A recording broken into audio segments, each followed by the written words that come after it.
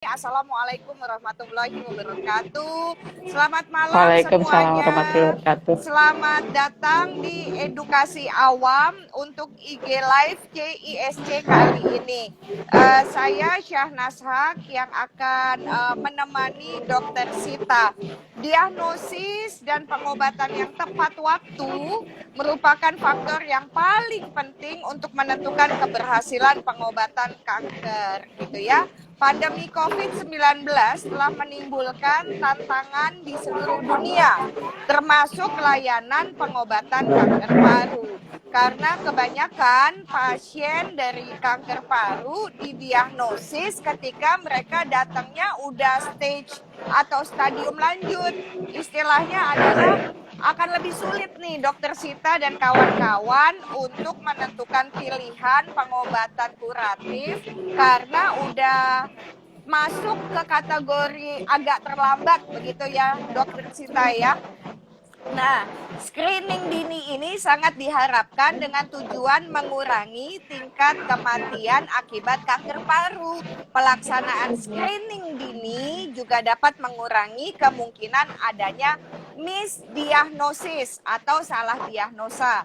Biayanya bisa lebih ditekan kalau pengobatannya. Betul ya Dokter Sita ya, kalau misalnya dari awal sudah ketahuan. Kemudian ada paparan radiasi pun bisa dikurangi jika memang terapinya tepat sejak awal.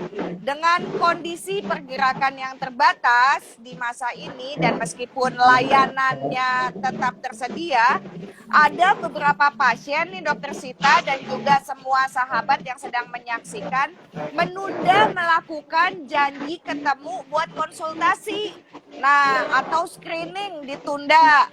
Nah, itu yang menyebabkan menjadi sebetulnya tindakan medis pengobatan serta janji tindak lanjut karena masalah pandemi, takut virus gitu ya.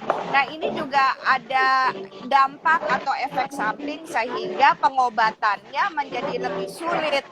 Memang pandemi ada, tapi kanker paru itu kan memang juga tetap ada dan mesti ditangani dengan baik. Nah, pada sesi IG Live kali ini, kami berdua akan membahas mengenai kanker paru di situasi pandemi COVID-19. Bagaimana ya kita mengetahui paru yang sehat, mengenali dini dan dapat mencegah adanya penyakit pada paru kita, terutama adalah kanker. Nah, ini yang ada di hadapan kita semua, wajah cantik dan pintar ini luar biasa, adalah Dokter Sita Andarini, PhD, spesialis paru konsultan ya. Beliau Persahabatan Nasional Respiratory Referral Hospital. Nah, ini profesi beliau dan beliau itu adalah Fakultas Kedokteran dari Universitas Indonesia lulusannya. Kemudian sempat juga PhD-nya itu di Tohoku University di Jepang. Dan onkologi consultant College of Indonesia Society of Respirologi dari Universitas Indonesia. Dok, kalau begitu karena ini kan kita tuh edukasi buat awam ya dok ya. Kita mulai bagaimana kami orang awam bisa tahu paru-paru kami sehat atau ada masalah. Silakan dok. Ya, Assalamualaikum warahmatullahi wabarakatuh. Makasih Mbak Syahnas, kita ketemu lagi di malam hari ini. Mudah-mudahan semuanya dalam keadaan sehat walafiat, kita bisa bertemu lagi. Nah, bagaimana tadi pertanyaannya bagaimana supaya paru kita tetap sehat? Dan bagaimana kita tahu dulu, kita tahu nih sehat apa enggak nih parunya. Silakan dok. Ya, paru kita itu sangat berharga. Yang pertama, fungsi paru itu memasukkan oksigen, kemudian mengeluarkan karbon dioksida. Dan berapa sih udara yang dipompa ke dalam paru kita setiap hari? Dan luasnya paru itu berapa banyak? Jadi kalau kita lihat luasnya paru itu jaringan yang ada di rongga dada kita kanan dan kiri. Dan isinya adalah namanya tempat pertukaran udara, udara masuk melalui saluran napas, kemudian sampai ke ujungnya itu, kalau luasnya dijembreng seperti itu sekitar 150 meter persegi. Dan itulah luasnya yang harus kita jaga. Dan berapa sih udara yang kita bisa masukkan setiap hari? Lebih berliter-liter, berjuta liter ya Mbak. Jadi kita penting sekali untuk memelihara kesehatan paru. Dan bagaimana kita mengetahui paru kita itu sehat atau tidak?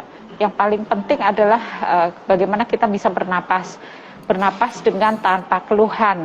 Jadi tarik napas dalam, kemudian keluarkan napas tanpa keluhan, tanpa batuk, tanpa sesak, tanpa nyeri. Bagaimana kita mengetahui kalau kita sesak nggak? Coba tutup hidung, tutup mulut, 10 detik. Apa yang kita rasakan? Itulah sesak. Iya, itu. Ada yang bilang ngap, ada yang bilang sesak, ada yang bilang nggak nyaman, ada yang bilang berat, ada yang bilang dada tertindih. Jadi itulah apabila paru kita tidak normal. Nah sekarang kadang-kadang karena di paru itu tidak ada perasa ya.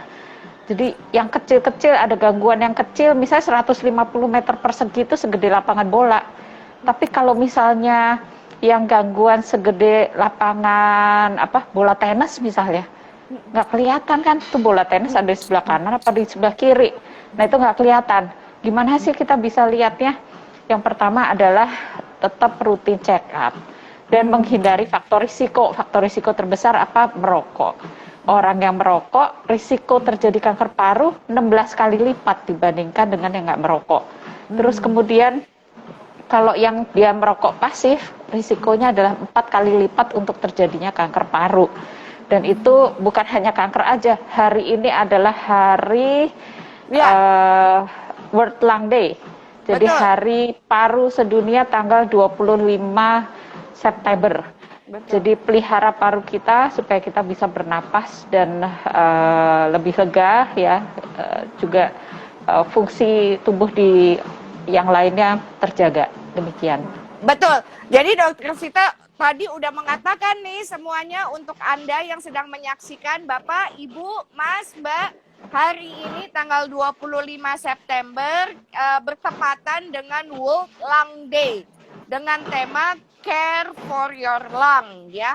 Jadi kami ingin mengajak Anda semua untuk menjaga paru-paru kita nih supaya sehat dan segera menemui dokter jika memang ditemukan ada gejala. Nah, sekarang yuk kita kasih tahu aja ya Dokter Sita, gejala-gejala apa yang kita mesti waspada atau sakit nggak sakit kita mesti ke dokter paru atau gimana?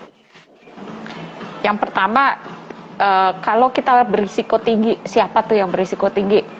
Laki-laki di atas 40 tahun merokok dan memiliki gejala respirasi atau bukan salah satu itu, tetapi memiliki gejala respirasi yang tidak kunjung sembuh selama 2 minggu. Apa tuh gejala respirasi? Batuk, nyeri dada, sesak, batuk darah. Kalau nggak berkurang selama 2 minggu, periksakan ke dokter dengan obat tertentu. Kalau tidak ada perbaikan selama 2 minggu, mintakan CT scan. Nah, itu yang paling penting. Jadi istilahnya namanya low dose CT. Seperti itu, nggak usah pakai kontras, kita bisa mengetahui itu tadi. Kalau lapangan bola sebesar 150 meter persegi, dengan CT scan kita at least bisa segede bola tenis kelihatan. Nah itu. Baik, jadi yang pertama lelaki perokok aktif. Yang kedua adalah perokok pasif, entah pasangan atau anggota keluarga di rumah yang memang menjadi perokok aktif, maka nggak ada salahnya kita cek, begitu ya. Nah, kalau genetik orang tuanya meninggal karena kanker paru, anaknya wajib nggak ngecek, Dok? Sebetulnya tidak diturunkan, tetapi ada susceptibility. Susceptibility misalnya hidup di lingkungan yang sama, misalnya bersama-sama hidup di lingkungan yang sama, ternyata penuh dengan asap asbes, misalnya seperti itu. Jadi memiliki faktor risiko yang sama. Dan mungkin ada kerentanan genetik yang sama, yang tidak diturunkan, tetapi ada kerentanan genetik yang meningkatkan risiko. sehingga tetap harus check up juga. Baik, Dokter Sita, teman-teman saya suka yang kalau mereka meditasi atau mereka sembahyang dengan cara keyakinannya kan suka bakar dupa. Itu juga termasuk nggak bahaya? Ya, selama itu tidak dilakukan terus-menerus ya. Kadang ada orang yang alergi juga kan, yang asma misalnya, dengan bakar-bakar seperti itu, atau misalnya aroma diffuser, ada juga orang yang nggak tahan.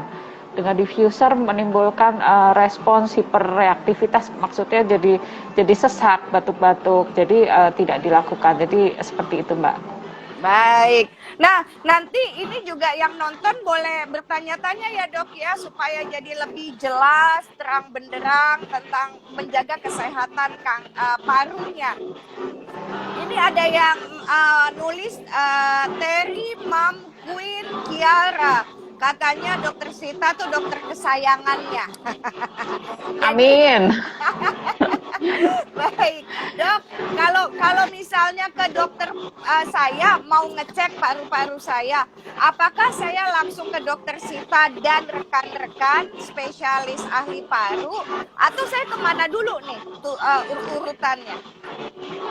Urutannya bisa langsung ke dokter spesialis paru atau ke layanan primer. Layanan primer artinya yang terdekat dan jaringannya paling banyak itu puskesmas. Dan itu jaringannya paling banyak, tersebar di mana-mana di seluruh Indonesia. Jadi di puskesmas bisa dengan dokter umum ya di situ untuk melihat apakah ada kecurigaan ke arah kanker paru atau penyakit paru yang lainnya. Oke. Jadi kalau memang parah sampai batuk darah, begitu? Enggak, jadi kalau pada yang memiliki risiko tinggi, selayaknya melakukan check up paling tidak fototoraks setiap tahun. Tetapi kalau misalnya memungkinkan bisa CT scan tanpa kontras ya untuk deteksi dini kanker paru atau penyakit paru yang lainnya. Baik. Tadi dokter Sinta menyebutkan tentang batuk sampai tidak berhenti-henti dan kadang akhirnya batuknya berdarah. Nah, pertanyaanku, apakah hanya kanker paru yang bisa membuat batuk darah atau ada penyakit paru lainnya yang juga bisa menjadi batuk berdarah? Silakan, dok. Ya, bukan hanya kanker paru yang menyebabkan batuk darah ya, segala kelainan yang ada di saluran napas bisa menyebabkan batuk darah. Contohnya iritasi, itu yang paling mudah. Yang kedua adalah TB. Di Indonesia kan banyak sekali TB, tuberkulosis. Itu juga bisa batuk darah. Kemudian kanker paru dan juga misalnya bronkiektasis. Bronkiektasis artinya saluran napasnya melebar. Jadi kalau di foto seperti sarang tawon, bentuknya seperti itu, dan itu bisa menyebabkan batuk darah. Jadi banyak sekali Mbak yang bisa menyebabkan batuk darah. Dan yang penting kalau ada batuk darah langsung ke dokter. Baik, langsung ke dokter, jangan ke dukun. Bukan berarti kalau ada batuk darah ternyata langsung berpikir apa saya disantet ya, bukan. Pergi tentu ke dokter, ke medis karena harus segera melakukan tindakan medis. Begitu ya dok ya. Nah, tindakan medisnya apa saja dok? Ya, yang pertama adalah pemeriksaan fisik biasa. Jadi pakai stetoskop, didengar anamnesis. Dari anamnesis baru terlihat kapan batuk darahnya, seperti apa, berapa banyak, kemudian disertai nyeri dada atau batuk atau tidak. Kemudian nanti dilanjutkan dengan pemeriksaan fisik, misalnya ada pembengkakan atau misalnya di kelenjar getah benihnya di sini ada pembesaran. Nah, itu juga mesti dievaluasi. Kemudian dari suara parunya juga terdengar seperti itu. Bila itu saja tidak cukup, baru pemeriksaan foto ronsen, fototoraks, ataupun CT scan ya, untuk melihat apa sih yang ada di dalam paru tersebut. Baik, jadi sekali lagi dok, apa saja penyakit paru itu selain kanker dok? 1, kanker paru, TBC, lalu apa? Nah, bulan September ini adalah bulan peduli fibrosis paru. Lung Fibrosis Awareness Month. Jadi fibrosis paru itu apa? Parunya dalam tanda kutip mengkeret. Jadi seperti contohnya begini Mbak, kalau kulit kita kena luka bakar, maka ada bekasnya kan di kulit. Dan kalau di paru ada jejas atau luka atau karena infeksi atau kerentanan genetik tertentu, dia akan menyebabkan parunya menjadi ada bekasnya, fibrosis seperti itu. Dan proses itu tidak bisa berhenti, terus itu berjalan. Dan bulan ini adalah bulan fibrosis paru. Orang yang menderita fibrosis paru memiliki kerentanan untuk menjadi kanker paru lebih tinggi dibandingkan dengan yang orangnya tidak memiliki fibrosis paru. Jadi bulan ini sebetulnya juga merupakan bulan awareness fibrosis paru. Baik, Dok, kalau gitu lagi pandemi ini yang paling bahaya ternyata dari semua jenis kanker adalah kanker paru, Dok. Karena kan COVID-19 nyerangnya juga ke paru. Sudahlah kanker paru positif pula gitu loh untuk COVID. Jadi gimana, Dok? Ya, dari pandemi ini memang membuat dunia berubah ya. Jadi keseluruhan, bukan hanya penderita kanker paru saja. Ya. Semua yang sehat, kemudian tenaga kesehatan, rumah sakit juga terbebani akibat pandemi ini. Apalagi pasien kanker paru yang tentunya harus pergi ke rumah sakit sering, dan itu tentu saja menjadi suatu kendala. Itu yang pertama. Yang kedua, karena COVID terkena di paru, maka pada pasien-pasien kanker paru juga tentunya jangan sampai terkena COVID, karena kalau kita lihat ya, COVID mengenai paru, paru yang normal saja pun bisa menyebabkan sesak napas yang demikian hebat, apalagi dengan kanker paru. Demikian Mbak Syahnas. Baik, sekali lagi Dok, deteksi dini. Jadi bagaimana nih deteksi dini ini? Jadi yang mesti dilakukan oleh kita semua pada tanggal ini kan penyadaran dan sosialisasi yang bertepatan tanggal 25 September gitu ya, yang menjadi hari paru lah gitu ya. Dan ini deteksi dininya nih apa yang mesti kami lakukan, kami menyadari dan kami ceritakan lagi kepada orang lain. Silakan, Dok. Untuk yang risiko tinggi tadi, laki-laki di atas 40 riwayat merokok atau dengan bukan salah satu itu tetapi dengan gejala respirasi, kalau bisa low dose CT scan low dose ya, tanpa kontras, itu dilakukan setiap tahun kalau memungkinkan. Dan kalau tidak memungkinkan, maka pemeriksaan fisik ke dokter atau dengan fototoraks. Jadi itu yang penting ya, terutama untuk yang risiko tinggi. Untuk yang nggak risiko tinggi, kita nggak pernah tahu risiko itu sampai di mana. Apalagi dengan jumlah perokok aktif di Indonesia yang cukup besar, sekitar 64,5%. Itu adalah perokok aktif. Artinya sisanya adalah perokok pasif yang pasti terpapar asap rokok, dan itu merupakan risiko juga. Iya. Jadi CT scan tanpa kontras ya, low dose tanpa kontras, jadi bisa saja dilakukan kapan saja. Itu bisa merupakan suatu deteksi dini untuk kanker paru. Baik. Dok, satu lagi Dok, yang genetik itu diceritakan lagi Dok. Kalau misalnya di anggota keluarga ada yang menderita atau menjadi penyintas, atau mungkin sudah tidak ada sekarang karena tidak bisa menjadi penyintas, maka keluarga yang ditinggalkan harus lebih waspada dibandingkan yang tidak ada riwayat pohon keluarga. Silahkan Dok. Ya, jadi tadi kelupaan. Yang di atas 40 laki-laki dengan perokok, kemudian risiko tinggi ya itu tadi, dan juga dengan riwayat kanker pada keluarga, harap juga melakukan deteksi dini. Apa bedanya screening dengan deteksi dini? Screening itu kalau nggak ada gejala, sebelum ada gejala. Kalau sudah ada gejala namanya deteksi dini, atau misalnya ada faktor risiko, ada batuk sedikit, ya udah itu namanya deteksi dini. Tetapi kalau screening belum ada gejala sama sekali, contohnya UVA, pemeriksaan untuk cervix ya, pap smear misalnya demikian, atau sadari, periksa payudara sendiri. Nah, kalau kanker paru gimana nih? Memang agak susah karena tidak ada perasa nyeri di dalam paru. Jadi saraf nyeri itu nggak ada Mbak Syahnas di dalam paru, kecuali di dinding dada. Nah, di dinding dada bagaimana kalau misalnya tumornya udah besar sekali ke dinding dada, baru terasa nyeri, baru terasa sesak. Jadi itulah yang menyebabkan mengapa kebanyakan datang terlambat.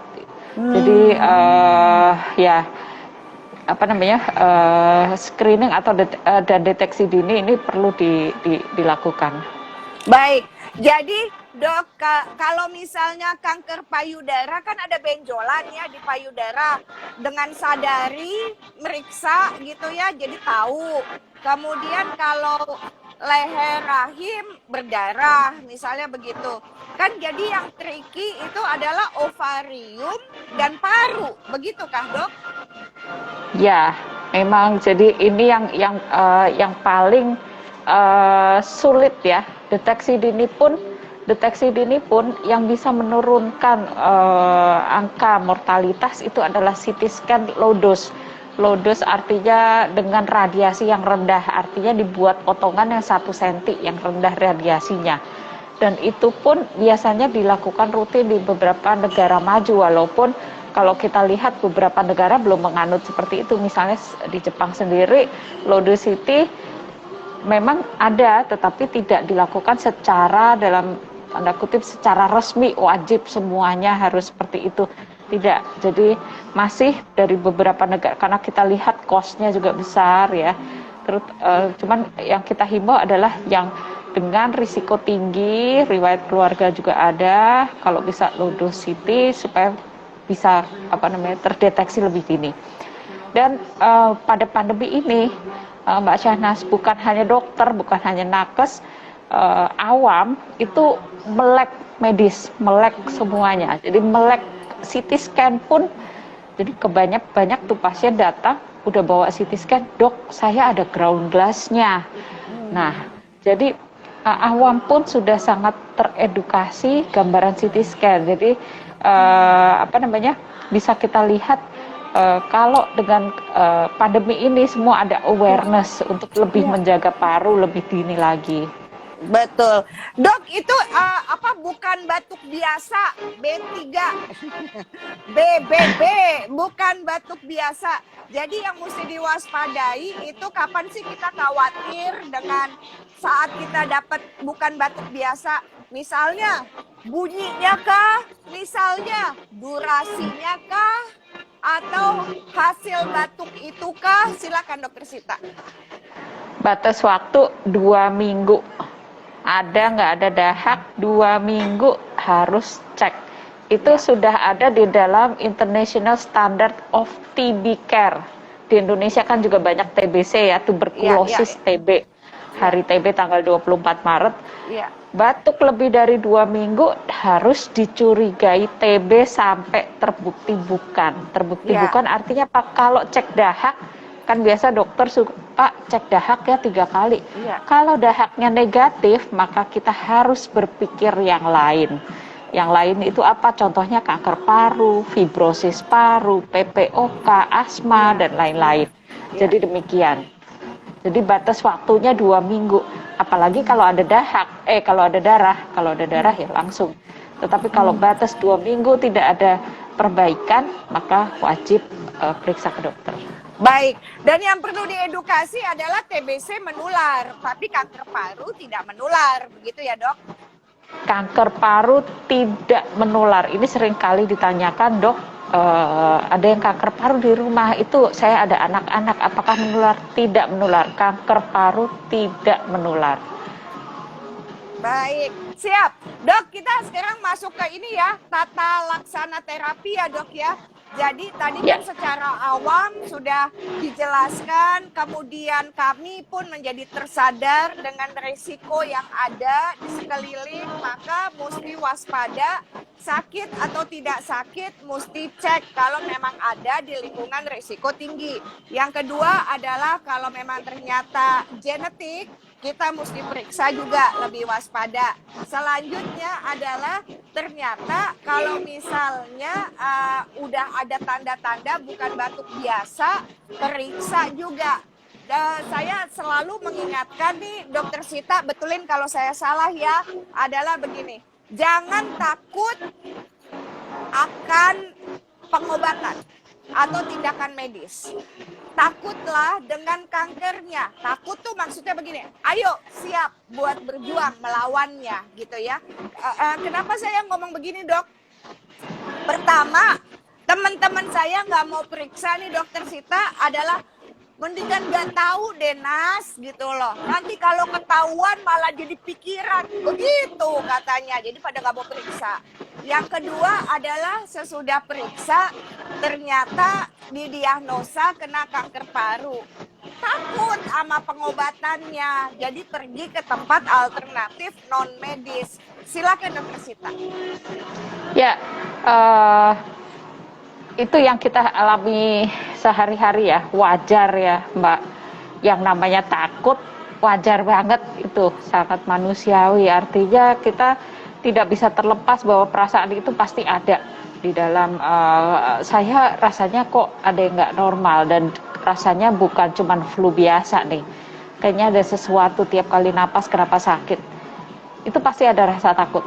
Tetapi harus ada suatu pemikiran bahwa kalau saya sakit harus sembuh, harus ada obatnya, walaupun semuanya lillahi ta'ala ya, maksudnya, tetapi kita harus mencari pengobatan, itu yang paling penting. Karena kalau enggak, kita membuat nyaman diri kita sendiri, artinya kita berlama-lama malah kepikiran, ini sebenarnya kenapa, jadi sepertinya kayaknya, membuat nyaman tetapi mengelabui, istilahnya seperti itu.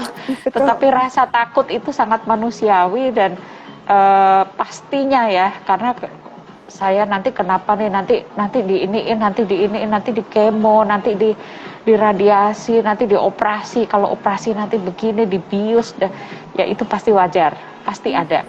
Tetapi memang apapun ikhtiar yang kita lakukan pasti ada jalan. Jadi baik, itu yang paling penting. Datanglah sejak dini kalau memang kita didiagnosa, karena akan membantu pilihan dari pengobatannya akan lebih banyak dibandingkan kita datang dalam stadium lanjut. Udah nggak banyak pilihannya begitu ya. Kemudian yang kedua adalah dengan kita tahu musuh yang kita hadapi, maka harusnya kita akan lebih siap daripada hanya nebak-nebak, kata Dokter Sita seperti itu. Nah kalau gitu supaya nggak nebak-nebak, yuk kita kasih penjelasan Dok. Jadi tipe-tipe kanker paru tuh apa saja sih? Ya, tipenya tuh ada dua. Kanker paru jenis karsinoma sel kecil, jenis sel kecil ya istilahnya, dan bukan sel kecil. Yang bukan sel kecil ini yang paling banyak di Indonesia, sekitar 90%, dan juga di tempat lain, di belahan dunia lain juga sama, bukan sel kecil yang banyak.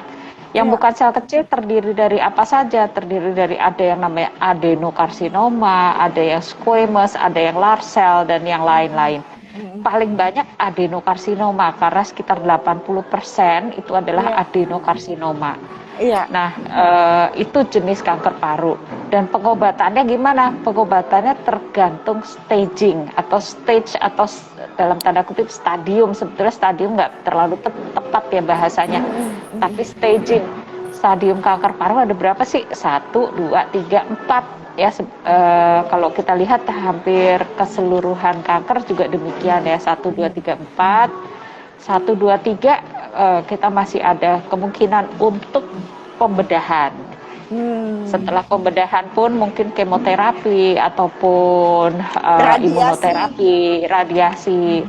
Kemudian kalau untuk yang stadium 4 atau misalnya setelah operasi kalau ternyata EGFR yang mutasi positif masih mungkin tablet seperti itu. Nah, untuk yang stadium 4 biasanya tergantung kita lihat adakah targeted terapinya, adakah mutasi di EGFR, karena orang Asia di Indonesia sendiri angka mutasi EGFR itu sekitar 55% dan obatnya tablet. Nggak ngerti. Ya, jadi gimana?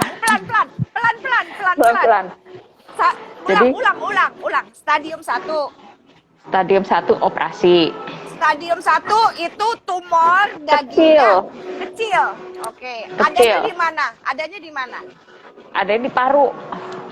Di paru, di kanan dan kiri. Bagian boleh atas, bawah, tengah. Tapi kelenjarnya nggak ada kankernya. Itu stadium 1. Stadium 2 kecil juga, tapi ternyata kelenjarnya positif, kelenjar getah bening positif. Nah, itu stadium 2. Stadium 3 kecil juga bisa, tapi kelenjarnya nyebrang ke sebelah sana. Itu stadium 3. Atau misalnya gede tapi nempel jantung misalnya. Atau nempel ke pembuluh darah besar. Nah, itu stadium 3.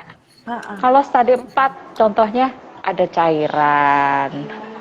Kemudian ke tulang belakang. Nah, itu dia senang nyebar-nyebar, Mbak. Jadi contohnya misalnya kecil, tetapi tiba-tiba nggak ketahuan, tahu-tahu ada di otak.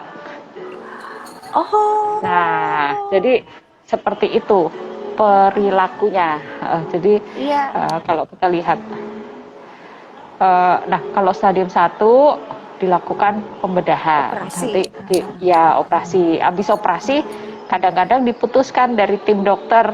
Tim dokternya biasanya nggak memutuskan sendiri, ada diskusi multidisiplin biasanya.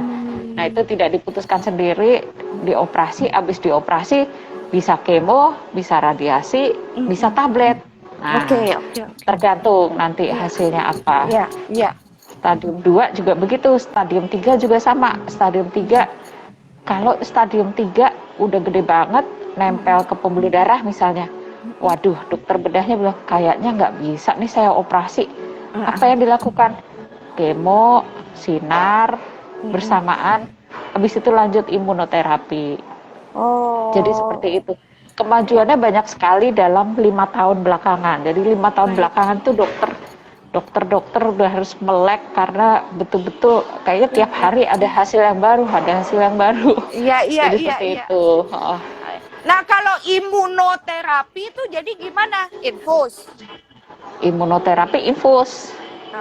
Infus, kemudian diinfus ada yang tiap 2 minggu, ada yang tiap 3 minggu, tergantung dari regimen imunoterapinya apa. Itu. Kalau stadium 4 udah tutup lagi, nggak bisa diapa-apain gitu. Nggak juga. Kanker paru itu penemuannya paling banyak karena kenapa sih sebetulnya sel normal yang rapi banget itu yang di saluran napas kenapa bisa jadi kanker? Yang pertama, dia bandel, dia itu punya faktor pertumbuhan sendiri. Selnya punya faktor pertumbuhan sendiri. Dalam tubuh kan sebetulnya ada yang menghambat ya. Jadi kalau kita misalnya ada lukanya terus nggak jadi faktor penyembuhannya nggak terus jadi gede-gede kayak gitu kan, dari tubuh kita ada yang membatasi sendiri. Kalau kanker enggak, begitu dia tumbuhnya nggak karu-karuan. Itu namanya ada growth factor sendiri, istilahnya seperti itu. Jadi ada target terapi, istilahnya seperti itu. Nah, kanker paru target terapinya ditemukan paling banyak sekali target terapi pada kanker paru. Contohnya satu EGFR, yang kedua ALK, macam-macam. Yang paling banyak tuh EGFR. Kalau orang Indonesia kira-kira EGFR positifnya, yang mutasi positif istilahnya seperti itu. Kalau payudara kan IR, PR, HER2 misalnya ya. Nah, kalau kanker paru EGFR duluan nih. Jadi kalau pada penderita kanker paru, tolong tanyakan ke dokternya, dok, jenisnya apa sih? Mutasi saya apa, EGFR-nya positif atau negatif? Kalau EGFR mutasi positif, maka obatnya tablet. Gitu. Nah, kalau negatif baru kemoterapi, imunoterapi, macam-macam. Paham sekarang, jadi jelas semuanya. Jadi sekali lagi dok, scan dan pengecekan yang seperti apa yang diperlukan? LDCT, CT scan. LDCT nggak pakai kontras, low dose CT. Oke, lalu? Fotoronsen. Kalau nggak ada LDCT, fotoronsen tiap tahun. Oke, CT scan. CT scan dengan LDCT sama, Mbak. Jadi LDCT itu bukan yang canggih. Di rumah sakit yang tipe C ada CT scan. Di rumah sakit tipe D juga ada sebagian CT scan. Jadi Ya. CT scan itu bisa digunakan untuk deteksi dini. Oke. Itu. PET scan itu apa PET? Waduh, kalau PET scan itu udah kecanggihan deh. PET scan itu untuk CT scan seluruh tubuh menggunakan kontras gula yang di apa namanya ditandai dengan namanya radionuklir seperti itu supaya nyala Oke. berpendar. Tapi Oke. itu tidak tersedia di beberapa tempat, jadi hanya sedikit di Indonesia ya. Yang kalau nggak salah baru ada di Jakarta aja, di Surabaya juga belum ada ya. Baik. Jadi karena terbatas ya LDCT oke Iya. untuk Kalau deteksi dini. bedanya sama X-ray itu apa, Dok? Kalau X-ray kita lihat hanya penampang depan aja. Contohnya gini nih, contoh Iya, gampangnya. iya. Kalau buah belimbing kita foto depan sama timun digelap-gelapin nih, Heeh. lampunya gelap.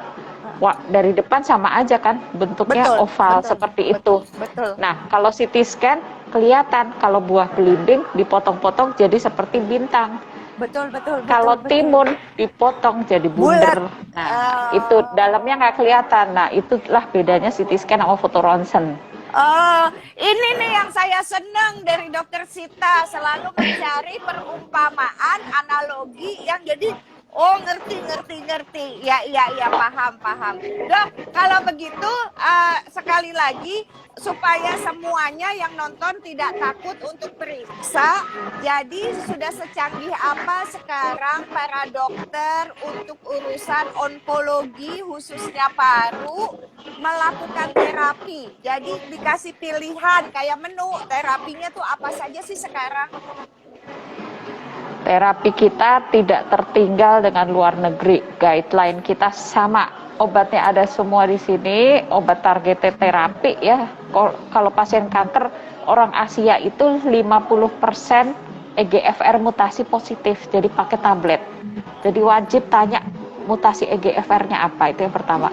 Yang kedua, kalau itu negatif masih ada lagi targeted terapi, contohnya ALK, tapi itu cuma 5%, sekitar 5%. ROS1 juga 1%. Jadi seperti itu. Kemudian tadi pertanyaannya apa ya? Terapi. Terapi, iya tablet. Jadi kalau seandainya mutasi EGFR positif, terapinya tablet. Tabletnya semuanya udah ada di Indonesia, generasi ke-1, ke-2 sampai ke-3 udah ada semua di Indonesia. Tetapi ya itu 1 dan 2 masih di cover BPJS, yang ketiga belum tercover BPJS, demikian. Nah, Baik. kemudian untuk yang target lainnya juga belum tercover. Nah, mudah-mudahan karena kasus kanker parunya paling banyak di Indonesia ya, mudah-mudahan kita berdoa supaya semuanya bisa tercover oleh BPJS. Demikian. Baik, Dokter Sita, ini waktunya untuk menjawab pertanyaan ya Dok ya. Sudah masuk Ya. Silakan untuk Anda yang sedang menyaksikan juga, silakan menulis di kolom komen ya, di kolom komentar. Tapi jangan susah-susah ya Mbak. Nggak mungkin nggak bisa jawab, orang ahlinya PhD pula gitu ya. Ketahuan Dokter Sita suka sekolah ini untuk membantu orang banyak. Nah, Dokter Sita, ini ada pertanyaan tanpa nama. Tapi bukan tentang CA paru, tapi ada hubungannya.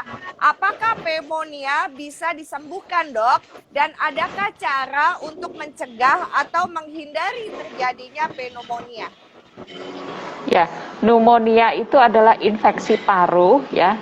Infeksi paru yang biasanya disebabkan oleh kuman. Kumannya bisa bakteri, bisa virus. Ada pneumonia virus, ada pneumonia bakterial. Contohnya COVID itu juga gambaran parunya pneumonia ya. Cara mencegah kalau COVID ya 5M plus vaksin. Tetapi kalau misalnya pneumonia bakterial, contohnya pneumonia yang disebabkan oleh Streptococcus pneumoniae, itu bagaimana cara mencegahnya? Gaya hidup sehat, kemudian cuci tangan, pakai masker, itu sama ya sepertinya. Dan juga bila perlu adalah vaksinasi terhadap pneumonia bakterial. Jadi ada vaksin untuk pneumonia bakterial, ada vaksin untuk pneumonia viral. Contohnya pneumonia karena flu Ada vaksin Iya. flu, tiap tahun vaksin Iya. flu. Jadi flu setiap tahun strainnya berbeda sama kayak COVID.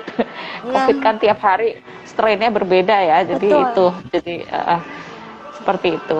Jadi bagaimana menjaga kesehatan, kalau misalnya menjaga daya tahan tubuh supaya tetap fit ya. Kemudian vaksinasi. Pakai masker. Pakai masker, tetap 5M. Baik. Jadi 5M adalah memakai masker, menjaga Menjaga jarak, jarak, mencuci tangan, mencuci tangan, menghindari kerumunan dan mobilitas. betul, Dan tambah mengurangi satu, mobilitas. tambah dua, Apa tambah dua? vaksin, vaksin dan iman. Betul, vaksin dan iman. Dan ternyata ada juga dok, tambah dua lagi di saat pandemi ini adalah kalau foto tetap mesti pakai masker. Sip. Ya kan, karena penularannya ternyata suka begitu. Pada saat foto buka masker, kena deh. Sama menghindari makan sama orang yang tidak serumah. Karena kita tidak tahu gitu ya kondisi kesehatannya. Betul nggak dok? Ya, itu paling betul. Dan kita lihat kan sekarang udah PPKM 1 ya. Khawatirnya euforia, semua orang karena dalam 1,5 tahun ini nggak pernah keluar, akhirnya keluar rumah, pesta-pesta, makan-makan bareng, terutama anak muda tuh. Iya. Anak muda mungkin nggak, kalau kena COVID, risikonya tinggi, dia akan menularkan kepada orang lain karena dia tidak merasa sakit. Ya, mungkin juga tidak ada demam, tidak ada batuk dan lain-lain, tetapi dia menularkan untuk yang lebih rentan, demikian. Baik, dok, ini ada lagi pertanyaan dari Ibu Teti Suryani. Nodul di paru, betulin kalau saya salah ya. Nodul di paru, apakah selalu indikasi tumor atau kanker? Terima kasih dokter Sita. Silakan dok. Ya, nama lain dari nodul adalah tumor. Nah, tumor itu bisa jinak, bisa ganas. Kalau yang setelah hasil biopsi itu ganas, itu adalah kanker paru. Kalau jinak bisa macam-macam. Bisa salah satunya adalah TB, tuberkulosis. Jadi tuberkulosis berupa nodul itu sangat sering di Indonesia. Contohnya bisa menjadi namanya granuloma TB. Bentuknya seperti kanker, bentuknya bunder ya. Ternyata setelah biopsi hasilnya tuberkulosis. Jadi itu bisa terjadi.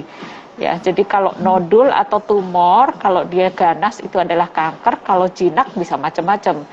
Bisa TB, tuberkulosis, bisa juga contohnya tumor jinak di paru, hamartoma, tapi itu sangat jarang. Itu baik, siap. Satu lagi dari Ibu Tati. Ibu Tati adalah pejuang kanker payudara. Metas ke otak dan ada masalah, betulin kalau saya salah baca, efusi paru sekitar plus minus 300 ml. Jadi dokter Sita, bagaimana ya upaya saya agar cairan di paru tidak bertambah atau bahkan bisa berbahaya? Silakan. Ya, semangat Bu. Jadi salut untuk Ibu ya, artinya masih update mengikuti kegiatan ini. Yang pertama adalah kapan sih cairan di paru itu harus dikeluarkan? Tergantung kondisi, tidak semua harus dikeluarkan. Kalau sesak baru dikeluarkan. Dan kalau misalnya produksinya banyak itu nggak ada ukuran sebetulnya. Jadi kalau tiap hari baru dikeluarin kemarin, hari ini besok keluarin lagi, besok lagi keluarin lagi, maka dokter akan memasang namanya IPC atau indwelling pleural catheter. Jadi ada selang dipasang di dinding dada dan itu tetap di situ sampai cairannya berkurang dengan sendirinya. Bagaimana cara mengurangi cairan itu supaya tidak banyak? Tergantung dari primernya, karena ibu primernya di payudara, maka pengobatan yang di payudara harus dioptimalkan. Jadi bisa bertanya kepada dokter spesialis bedah onkologi yang menangani, atau dokter hemato-onkologi yang menangani kanker payudara tersebut. Jadi pengobatannya itu. untuk yang di dokter parunya ngapain? Dokter parunya yang pasang selang atau kemudian diberikan zat di dalam rongga pleura itu disuntikin zat supaya dalam tanda kutip melengketkan supaya cairannya berkurang. Itu yang bisa dilakukan. Tetapi pengobatannya tetap sesuai dengan primernya atau payudara. Betul. Baik dok, sip. Kalau begitu kita balik lagi kena ini ya dok. Kan tadi dokter Sita sudah menjelaskan mengenai jenis-jenis terapi. Nah, pilihan terapi itu adalah hak pasien. Sekarang yang saya mau tanya adalah dokter Sita, apakah dokter Sita atau dokter yang bijaksana mengizinkan pasiennya untuk mencari second opinion supaya dia yakin dok? Silahkan. Dengan pilihannya ya, pilihan terapi ya. Wajib ya, second opinion biasanya saya selalu menawarkan kepada pasien kalau bisa second opinion dulu. Jadi second opinion lah sebanyak-banyaknya. Tapi jangan kebanyakan second opinion, keputusan tetap harus diambil. Udah second opinion sampai 6 bulan tidak memulai treatment, kebingungan sendiri akhirnya. Ya, jadi second opinion itu iya karena kita harus membuka wawasan. Sebetulnya treatment terbaik apa sih? Baca-baca buku, sekarang kan internet banyak sekali. Ada perkumpulan juga kanker paru, contohnya CISC paru atau perkumpulan lain. Banyak sekali pasien biasanya, dok saya ikut perkumpulan ini di luar negeri, online, semuanya sekarang bisa online dan pengetahuan itu terbuka ada di mana saja. Jadi baca yang banyak, tetapi tetap treatment itu harus dijalankan. Jadi dari satu akhirnya bingung sendiri, akhirnya nggak memutuskan, akhirnya terlambat. Nah itu yang jangan sampai terjadi seperti itu. Jadi second opinion itu iya, tetapi untuk memutuskan mana yang paling baik yang untuk dilakukan untuk pasien. Baik, kalau gitu dokter Sita kasih tahu setiap pilihan pasti ada resikonya. Pilihan terapi apa, resikonya bagaimana? Silakan dok. Jadi kalau kita lihat pilihan terapi, contohnya ya, misalnya kalau dapat tablet, dok katanya dapat tablet lebih aman dok, ternyata saya diare terus, atau ternyata saya kulitnya kering. Nah itu bagaimana ya dok kalau misalnya terjadi seperti itu? Ya tentu saja setiap obat ada efek samping, tergantung ringan dan beratnya tergantung pada individu, tetapi kan sudah ada penelitiannya, kalau efek sampingnya lebih berat tidak akan menjadi suatu guideline, tidak akan menjadi suatu terapi karena sudah melalui penyaringan namanya uji klinis fase 1, 2, 3. Dan contohnya misalnya kalau targeted terapi efek sampingnya apa dok? Paling banyak adalah diare, kulit kering ya, kemudian sariawan atau dalam tanda kutip cantengan ya. Cantengan atau yang ada luka di kuku itu kadang-kadang terjadi. Kalau kemo apa yang efek sampingnya? Kemo terhadap seluruh sel di dalam tubuh yang membelah. Jadi yang pertama adalah ya sel darah putih turun, darah merah turun, trombosit turun, demikian. Dan pada beberapa obat kemo mengakibatkan alopecia atau rontok, rambutnya rontok.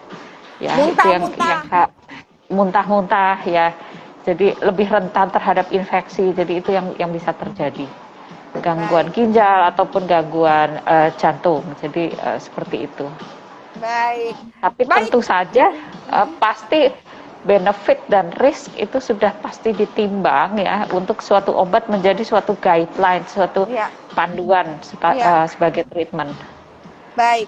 Dokter Sita, ini kalau misalnya lagi pandemi kayak begini ya, jadi kalau misalnya sudah nih saya pasien, kemudian saya memilih gitu tindakan terapinya yang mana dari semua menu pilihan yang dikasih oleh dokter Sita dan teman-temannya.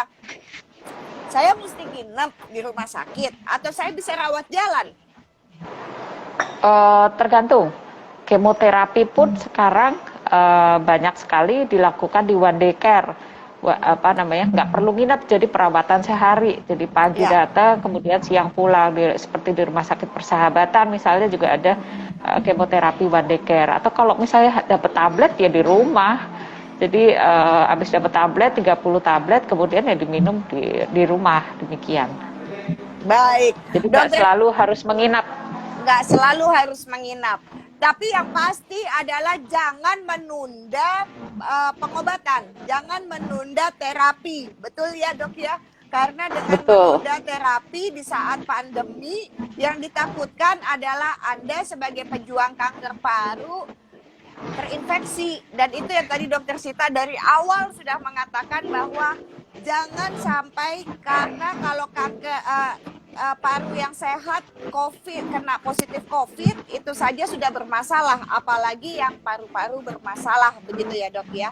Baik, dokter Sita, ini kan sebetulnya new normal, same cancer, gitu ya. Jadi kanker paru ini sering disebut the silent killer karena sulitnya dokter Sita dan timnya mendeteksi pada tahap awal dan umumnya dikaitkan dengan orang yang merokok. Tapi kenyataannya pun banyak orang yang tidak merokok pun terkena kanker paru.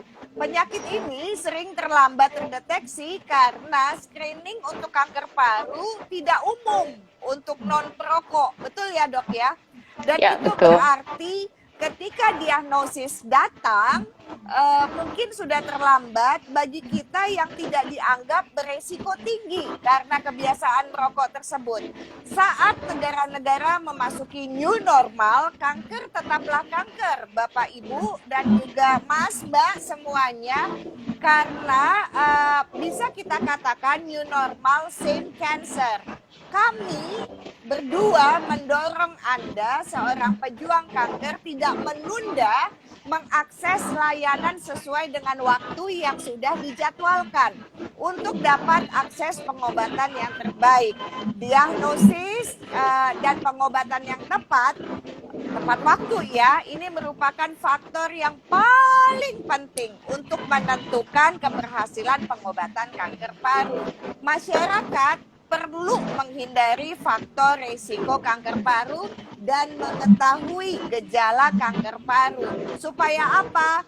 Supaya kita semua bisa bergandengan tangan, supaya kita bisa saling menguatkan. Dan ini yang paling penting, Dokter Sita, sebelum saya melanjutkan nih pesan untuk semua yang menyaksikan, Dokter Sita melihat pasien yang bagaimana karakternya, yang bisa tertolong, pasien yang seperti apa, yang sulit sekali Dokter Sita untuk masuk ke kejiwaannya. Silakan. Ini susah. Ya. Yang paling penting adalah satu, semangat ya. Dan istilahnya apa ya? Ikhtiar atau percaya. Bukan percaya pada dokter ya. Percaya pada ketentuan yang di atas. Jadi itu sepertinya sulit ya, sepertinya mudah diucapkan, tetapi dalam kenyataannya sulit, dan itu biasanya terlihat, artinya terlihat lah. Jadi seperti itu. Jadi yang penting adalah semangat dan yang satu istilahnya belief ya, atau iman. Nah, itu yang paling penting. Jadi apapun pengobatan yang kita lakukan, semua kita memiliki suatu tekad yang sama untuk mendapatkan hasil yang terbaik untuk pasien. Ya, dokter juga pasti memberikan pilihan treatment yang pasti dipikir-pikirnya banyak gitu ya. Gimana supaya lebih bagus, bagaimana supaya hasilnya efek sampingnya rendah, seperti itu. Jadi istilahnya demikian, Mbak. Baik, jadi kalau misalnya pakai bahasa saya adalah Dokter Sita mengajak semuanya untuk kalau terdiagnosa di meja Dokter Sita dan di meja teman-teman Dokter Sita lainnya, bahwa seseorang terkena kanker paru nggak usah bertanya lagi why me gitu ya, sudahlah gitu loh. Artinya memang kita dipilih oleh Yang Maha Esa untuk menjadi pejuang karena perjalanan hidup ini mesti dijalani. Jadi faktor keikhlasan itu akan memudahkan Dokter Sita untuk melakukan pengobatan, begitu kan? Iya, saya jadi teringat nih quote dari Ibu Menkes almarhum ya. Itu beliau menulis buku demikian, sama persis dengan yang diucapkan oleh Mbak Syahnas. Jadi ya memang apapun itu kita nggak bisa lari ya. Jadi ya sudah, itu kita jalani dengan maksimal, treatment maksimal, dan itu yang hasilnya semua kita serahkan. Baik, baik dok. Nah, jadi itu sebabnya saya dan dokter Sita ingin sekali sebelum Anda ikhlas menjadi orang yang pasrah dengan menerima takdir, Anda perlu ikhtiar. Anda tuh perlu menghindari faktor risiko kanker paru dan mengetahui gejala kanker paru, sehingga apabila merasakan beberapa gejala tersebut, perlu segera melakukan konsultasi kepada dokter. Ingat ya sayang, dokter, jangan ke dukun, begitu loh. Karena apa? Karena kanker itu penyakit medis, bukan penyakit mistis. Jadi datanglah ke dokter, gitu ya. Lakukan konsultasi kepada mereka karena terdiagnosa lebih cepat artinya bisa menyelamatkan nyawa Anda. Lebih dari itu, pasien yang sudah terdiagnosa harus mendapatkan terapi sesuai dengan kondisinya, kondisi kanker parunya. Berkembang dengan cepat, terapinya seperti apa, ternyata lambat seperti apa. Oh, satu nih pesan saya, tambahin ya sama dokter Sita, gak usah cemburu sama pasien lain. Karena masalahnya tuh suka ada lagi duduk nunggu panggilan periksa. Ngecek-ngecek ke tetangga sebelah, kamu dapat obatnya apa? Nah gitu, suka cemburu. Nanti datang ke dokter Sita, kok saya nggak dapat obat yang seperti dia? Betul nggak sih dok? Ya mungkin ya. Nah, karena pasti setiap dokter tahu jenis terapi apa yang paling baik gitu ya untuk setiap pasiennya, bisa jadi berbeda karena kondisinya berbeda. Jadi percaya saja, jalani dan percaya saja, karena masa pandemi tidak menyebabkan Anda berhenti melakukan pemantauan, terlebih melanjutkan terapi Anda. Tetap terapi, dan sekali lagi hari ini kita semua memperingati tanggal 25 September 2021 adalah World Lung Day dengan tema Care for Your Lung. Kami mengajak Anda semua dan juga menceritakan ke semua sahabat dan teman bagaimana menjaga paru-paru kita agar selalu sehat dan segera bertemu dengan dokter jika ada gejala. Dokter Sita, silakan ditutup, diberikan penguatan untuk semuanya. Silakan. Ya, terima kasih Mbak Syahnas. Hari ini adalah Hari Paru Sedunia atau World Lung Day pada tanggal 25 September ya. Perhimpunan Dokter Paru Indonesia dengan Hari Paru Sedunia ini dengan tema peduli kesehatan paru kita. Jadi kita harus menjaga kesehatan paru kita dengan cara mencegah atau prevensi, yaitu mencegah dari faktor risiko, terutama misalnya mencegah rokok dan faktor-faktor risiko lain. Itu yang pertama. Yang kedua adalah deteksi dini. Rokok ada di mana-mana, 65% dari penduduk Indonesia adalah perokok aktif, karena itu deteksi dini sangat penting. Jaga kesehatan paru kita agar kita bisa bernapas lebih lega. Terima kasih. Baik, terima kasih Dokter Sita. Sampai jumpa dan selalu sehat. Selalu membantu masyarakat Indonesia dengan kecerdasan dan kecemerlangannya Dokter Sita. Cium sayang, peluk sayang dari jauh. Sampai jumpa Dokter Sita. Assalamualaikum. Terima kasih. Waalaikumsalam warahmatullahi wabarakatuh. Sampai ketemu lagi. Sehat-sehat Mbak. Ya. Yuk.